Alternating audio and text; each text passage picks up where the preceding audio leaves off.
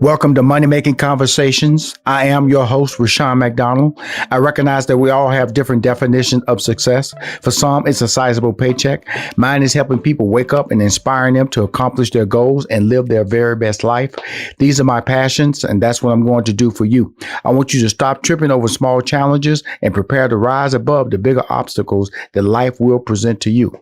My next guest, Randy Williams, is the president of Talley Twine, a company that designs and manufactures luxury watches and accessories. Since starting the company in 2014, Randy has gained national media attention with features in Men's Health, Black Enterprise, Huffington Post, Essence, Blavity, New York Magazine, and Cosmopolitan. The company names comes from an intersection that was formerly the center of a notorious crime-ridden neighborhood in Virginia. In recent years, the neighborhood has been completely revitalized, and those same families now have the opportunity to own. A place where the dark past now has a bright future. Talley Twine represents the future. It's not about how you start, it's about how you finish. Please welcome to Money Making Conversations, the owner, founder, CEO, all the titles go with the leader of the pack, my man, Randy Williams.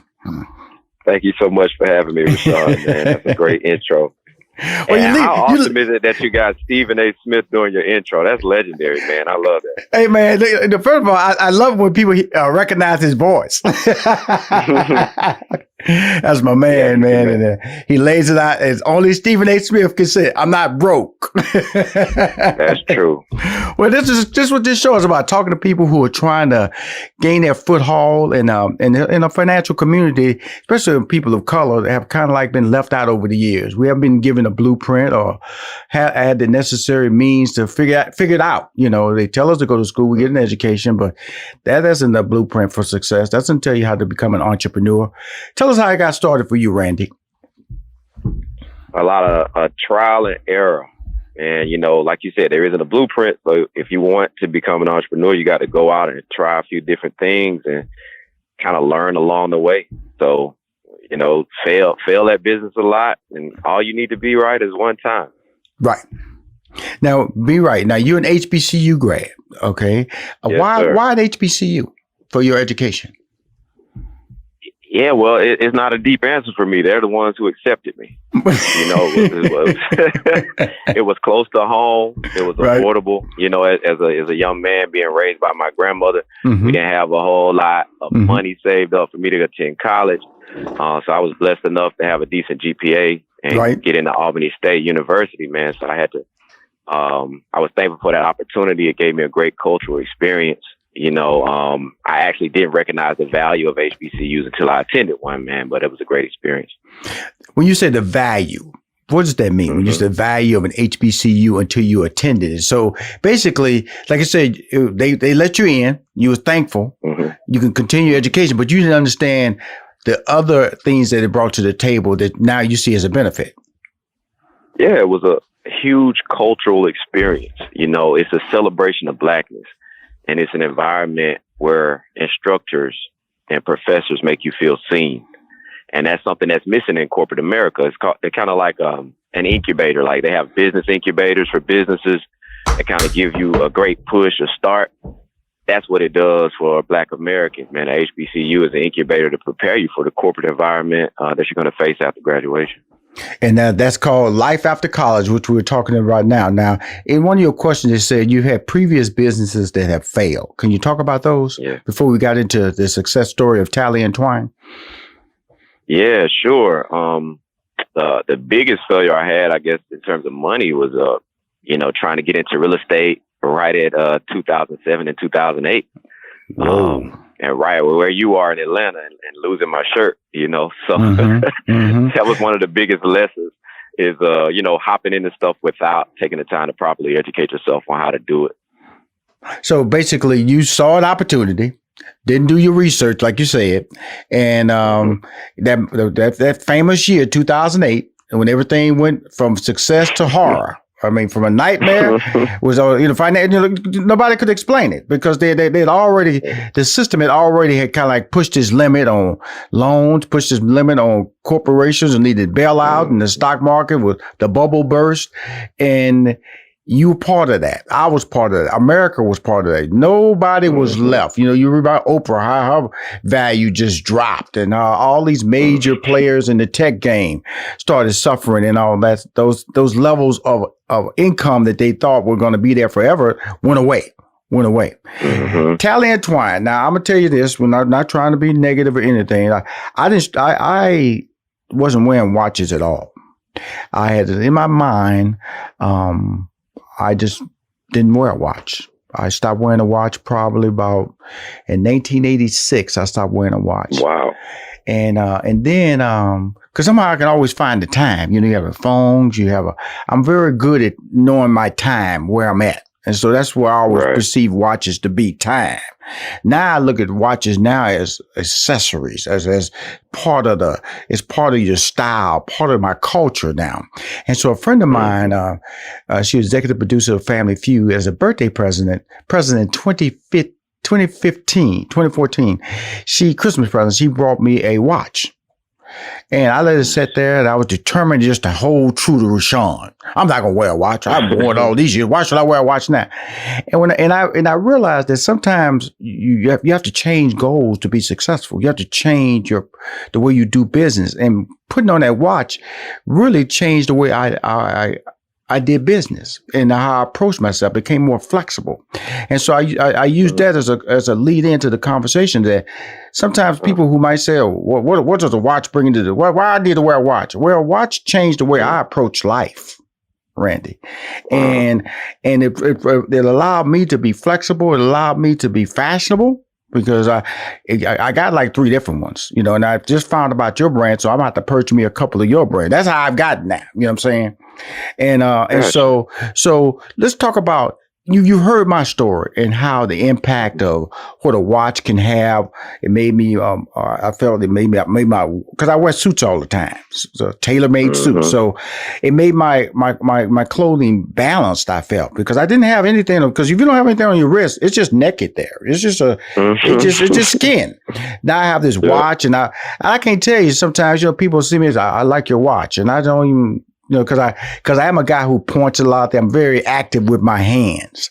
And then on my other, I'm a cancer survivor, so I have this little chain on my right hand where it reminds me, and people ask me about it, I always tell them about surviving. And so I have a watch that has on my left, which talks about my culture, my balance, and my watch on my right, I got a wrist chain that talks about survival. And so when the opportunity came about to interview you, I just really wanted to know what was the driving legacy of watches for you and the impact it can have on a person like me. Yeah, I most of our customers have that same story as you have. Somebody got it for them as a gift, and they weren't really into them. But once they started wearing, it's kind of one of those things where you feel like, man, I don't want to go out without one now. And my personal story is, during our senior trip in high school, we went on a cruise, went to the Bahamas. I went into one of these little local shops, and they had a $50 guest watch in there. And I had never worn a watch before. But buying that, I spent my last little money that I had. I bought that watch. And to bring it back home, that was the first time I felt like a grown man. You know, I felt like I have become a man, and now I can go on to college and face the world. And that kind of was coinciding with me going to college at the same time I got my first watch. And so that it became important to me for that reason, you know. So again, just like you, I was a business major, and we wore a lot of suits, and I felt like that watch really enhanced that and gave me that professional polish that I was looking for. And how did you get in the watch business? You know, like, so, you know, people could, you know, that doesn't just, first you're African American, okay, and you getting into the watch business, and talk about that step, because of course, you know, it's natural conversation to you. We're on money making conversation. So I'm trying to walk people through the steps of how you can get to your dream, and it's not normal, because you just can't go to the next door and just talk to somebody. I want to start. I want to get into watches. They look at you like, okay. Now you talk about the Bahama trip. Okay, that's we're a long ways from Bahamas, because of the fact that, you know, Talley and Twine, we talked about how that is from a street name in the neighborhood. Like my business is 3815 Media. 3815 Media, the number 3815 is from the home that I was born in that was in the hood. And it was 6-bedroom. It was, I wish it was 6 bedroom. It was six sisters and 2 brothers. Both my parents, we lived in a 2-bedroom shotgun house. So when I read that Talley Twine, there's a lot of things that you're doing in your life that's very relatable to what I do and what I stand for. And that's why I feel that I always want to keep you in my life, because I feel that we have a certain kinship. But again, you, young man, wanted to go into the watch business. How does one get into the watch business? Yeah, through a lot of trial and error in other businesses, you realize that in order for a business to be successful, you have to fulfill a need, fulfill a gap. So there's something missing, or there's a market that's not being served that can benefit from what you have to offer. Mm-hmm. And so as a consumer of watches, and I think a lot of our people should really take note of that, is a lot of the things that you consume represent an opportunity for you. And so I was collecting a lot of watches. But I figured out something. Most of the brands that were affordable, meaning under $1,000, they were just mimicking the more expensive brand. Mm-hmm. So it was a lot of repetition in the market. And I wanted to wear something different. You know, I said, if I had a watch, I would change this, I would change that. My band would look like this. And after a while, I realized that represented a huge opportunity for me to get into business and design my own watch. Now, how I was going to do that, I had no idea. And so that's when I went to YouTube and Google University and kind of figured out the steps. I took it step by step. I started with a sketch, and then I eventually contacted a manufacturer. They helped me bring that to life, order some samples. And once I got the samples the way that I wanted them, you know, over the course of about a year and a half, that's when I decided to launch. And we launched via the crowdfunding site Kickstarter to raise money for our first shipment. So you went out there. I've heard people say Kickstarter. What engaged people want to contribute to your brand? What did you do? What was your platform? What made them want to go, wow, I want to contribute to this? And how does Kickstarter work when someone contributes to it? Are they part owners? Do they have a little percentage of your brand? How does that work? Mm-hmm. Well, my platform was just what I told you. So here's something new for the market. Here's something that is not going to be a replica of all the other watches that are out. So that was my main platform. Mm-hmm. And then also I started with the interchangeable bands. So I have these canvas bands that we can change. You can give your watch a completely different look. So those were my 2 platforms. Right. And then the way Kickstarter works is it's basically a pre-order system. Mm-hmm. So in order to get your product early, people will pay ahead of time, and they'll get a discount off of the retail price. Mm-hmm. Right. So let's say my goal was to raise $25,000. And so I knew I needed, I think maybe 150 backers to pre-order the watch, who believed in what we were doing, who believed that we would be able to get the manufacturing process done, to go ahead and pre-order. And in exchange, they were able to get a steep discount off of the initial watch. But no, they are not part owners. So they basically were just ordering their product at a discount. Yes, sir. Cool. Yes, sir. But there are some crowdfunding platforms that work like that, where you do get ownership, but I didn't do that. Absolutely. You did. I'm thankful for it, aren't you? I am. At this point, I am. You know, because we all have dreams. The thing about it, when the dream becomes successful, then people look around going, tapping you on the shoulder, talking about where my check. And it's about 150 of them. Randy, that gets pretty ugly real fast, man. About 150, I'm talking about where my check at. You go, look, man, look. That could have been trouble. Let me give you back your $200, okay? So you can go on about your business, all right? Sorry. Nope. That's not what my contract say. My contract say I own some of this and I want my share. Man, you be screaming up and down. Now, when I'm looking at these bands, man, you know, because I'm on your site, right? And the different look, the large face is they're very clean. Your watches don't have numbers on them. Was that the look that you were seeking? Yeah, that's the look that I was seeking, because again, I wanted to do something that wasn't traditional. And you said it earlier, we don't really use our watches for telling time. No. Now it's more of a fashion accessory. And so I wanted to give it a unique look. So we only have the number 7 on all of our watches. Mm-hmm. And why is that? Well, the number 7 represents completion. So I told myself when I started Talley Twine, I was going to finish what I started. You know, a lot of times as entrepreneurs, we start stuff. Man, you be sitting around the house just thinking of stuff, don't you? Man? I love you, boy. You be number 7. You know, 7 days in the week. You know what I'm saying? You got to complete your product. That's right. And then it's also something very recognizable. I mean, I imagine people being out in the store and looking over at somebody's wrist and seeing that 7 and saying, "Hey, is that a Talley Twine?" So as entrepreneurs, or they go, well, why is or it creates a conversation, or it's a conversation piece. Exactly. What type of watch is that? Because in the end, man, that's really all you're trying to create. Like I said, people try to create icebreakers, and first of all, it's a beautiful watch, and then that number 7 on it. If somebody goes, "Why is it just a 7?" Then you explain it, then you're into a conversation with somebody.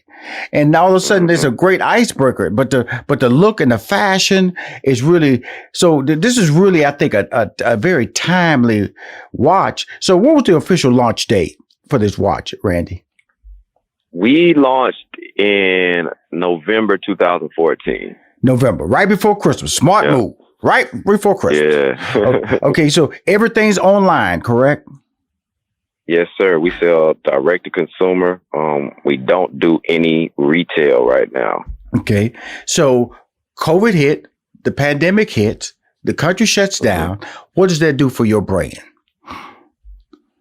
We saw an increase in sales, because people were at home. And unfortunately, the social unrest also added a boost to our business, as people begin to seek out Black-owned businesses. So, it kind of validated my thinking from the beginning was that, eventually traditional retail is going to continue to slow down, and people are going to want to order their products online. They're not going to want to put up with the higher prices at retail. They're not going to put up with the bad customer service that they get at retail.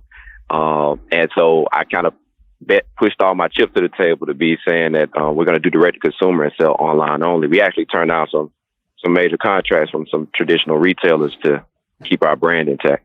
When you say that, what do you mean? You to keep your brand intact? What does that mean? Yeah, meaning, let's say we got a purchase order from Nordstrom recently, and we chose not to do it because when you shop at Nordstrom, you're Nordstrom's customer. They control they control the customer service. They can talk to you how they want to. They can ship in whatever time frame they want to, and ultimately you become their customer. As a direct-to-consumer business, you maintain the connection with all of your customers. So I can say, "Hey, Mr. Williams, thank you for your purchase last month. We wanted to know if you'd be interested in one of our leather bands to accompany the watch that you purchased. Or I can send you a card on your birthday. Or I can send you a free gift in the mail prior to the holidays."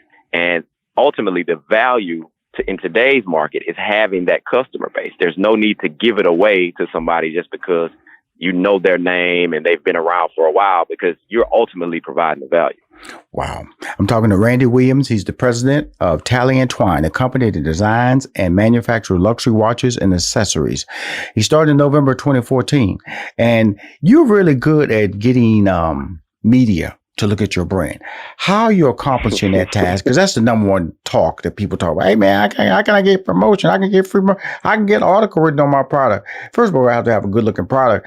But when I'm doing this interview, you have a very interesting personality. What interesting meaning is good, because you have a plan. You have a conversation. You have all the right things to say about who you are and why you're doing this. Like that number 7 was really slick, interchangeable watches. I know when I was marketing Steve Harvey's first book, they always pull out little phrases out of the book. So when you go to an interview, these are buzzwords and people jump on them. So what is your degree in, Randy? My degree is in marketing. So all this is all part of the big plan, really. You know what I'm saying? Well, It's part of the big plan here, because everything you're doing is like, I won't say marketing 101, but guess what? You have all the right little layers and buzzes and statements to be able to say, I'm an interesting guy. You can put me on TV. I can talk. If you write about me, guess what? I got stuff to put in print. And it all comes back to a product that looks outstanding, man. Thank you, man. And I tell you what, Rashawn, it's like this. I liken it to, I attribute it to self-awareness. Right. So it's just like when you go from being a young man to an older man, you understand who you are more, and you understand why you're doing what you're doing. You're not just doing something to make money, or you're not just doing something for attention. And I wanted Talley and Twine to be a brand like that, that understood itself, that had these principles and these values that were built into the brand. And we weren't kind of following the trends and following what's popular. And so that's how I think about it. And to answer your question about how we got the media, I have no idea. We have never hired a PR agency. We don't reach out to media outlets.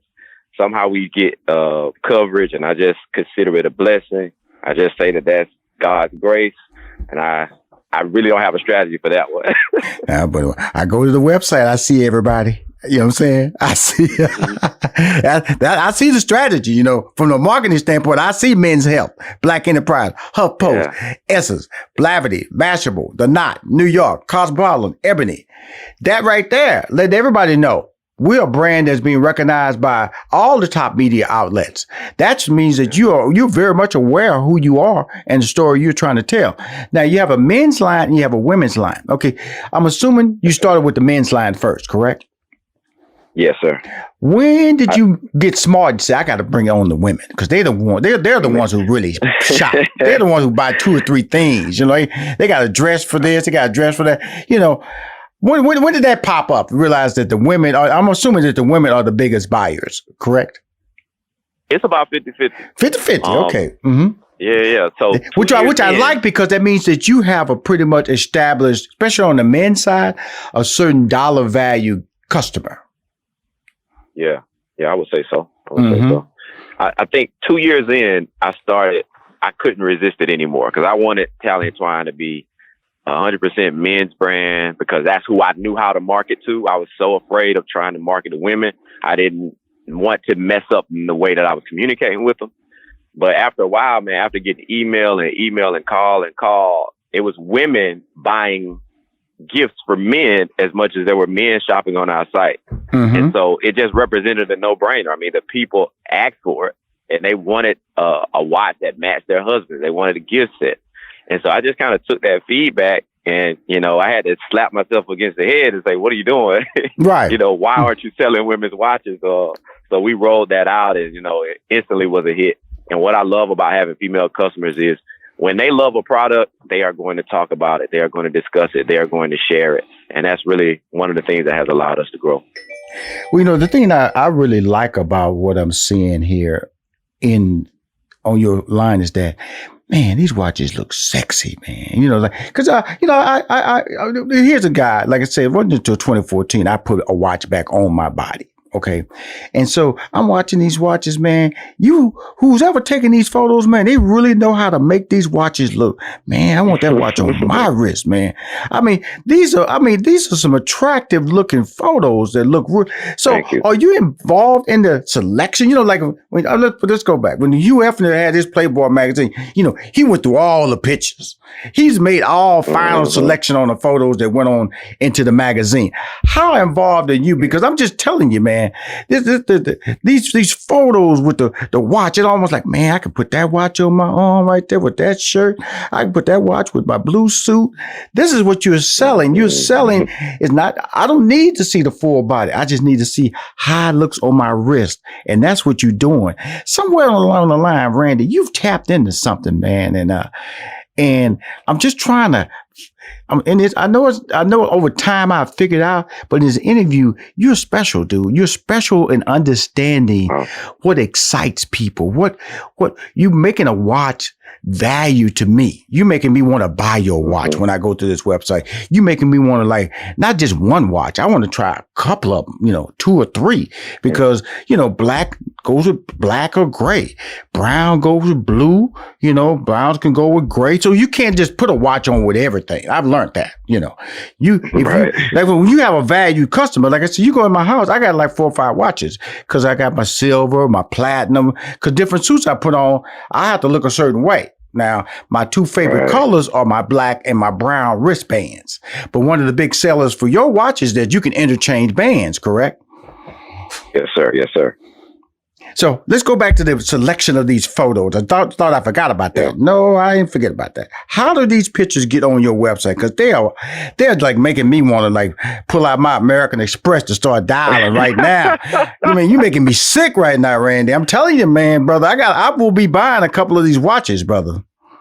Well, it's an important part of the process. So, like, you like custom suits, and you go in and you get greeted by someone. They measure you.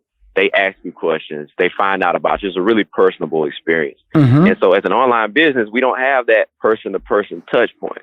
So we have to try to make the website as attractive as possible so that people can understand the real value of the watch that they're going to be getting. So we try to photograph it from all angles. We try to have photographs of people wearing it in their element so that we can really tell that story without having that one-on-one contact. So that's one of the hurdles that we have to get over. So that means our website has got to be 10 times better and more attractive than it would be if you had that in-store experience.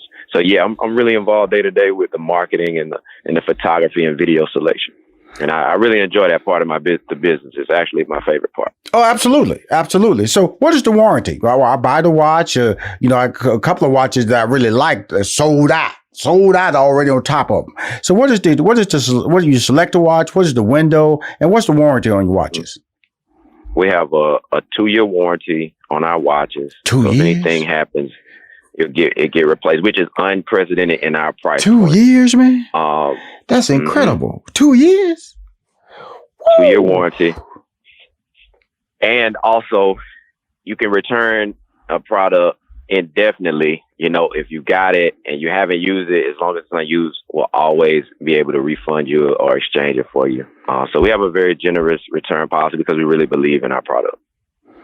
Now, this black metal band, the one that's sold out, of course it will be. I would pick the one that's sold out, crazy like that.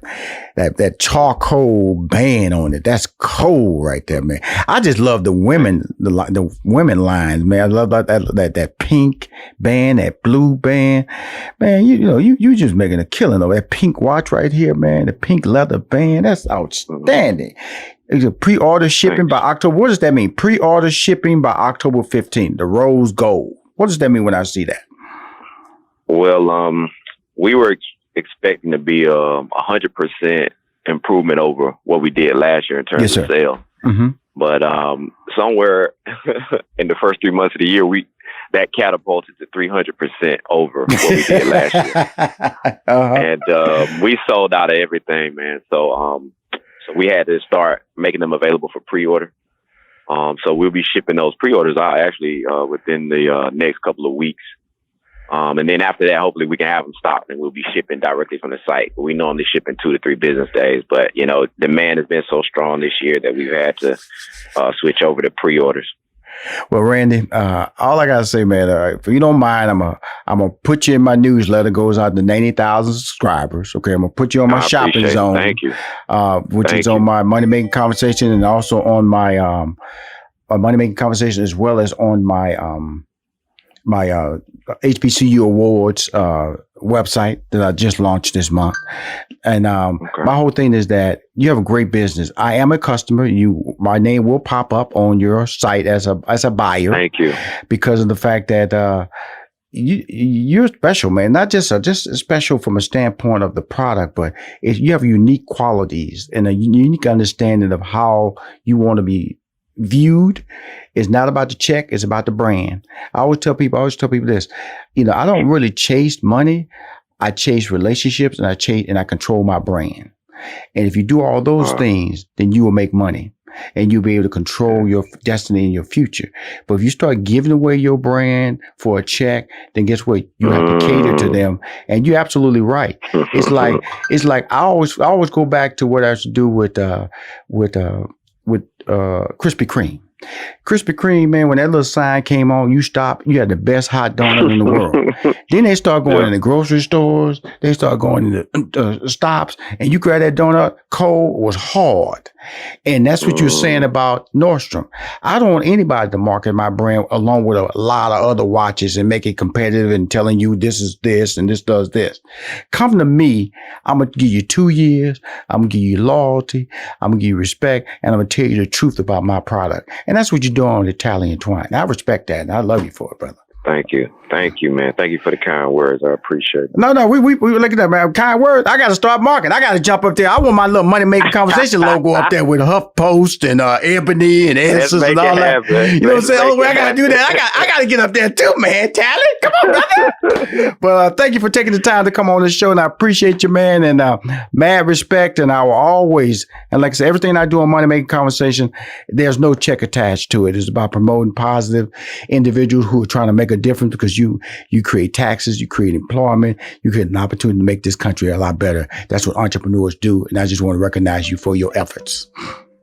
Man, thank you. And I love what you're doing, man. Keep up the work. I know it's hard working it into your schedule, man, but we really need this to continue. So thanks. I appreciate it. All right there. If you want to hear more Money Making Conversation interviews, please go to moneymakingconversation.com. I'm Rushion McDonald. I'm your host.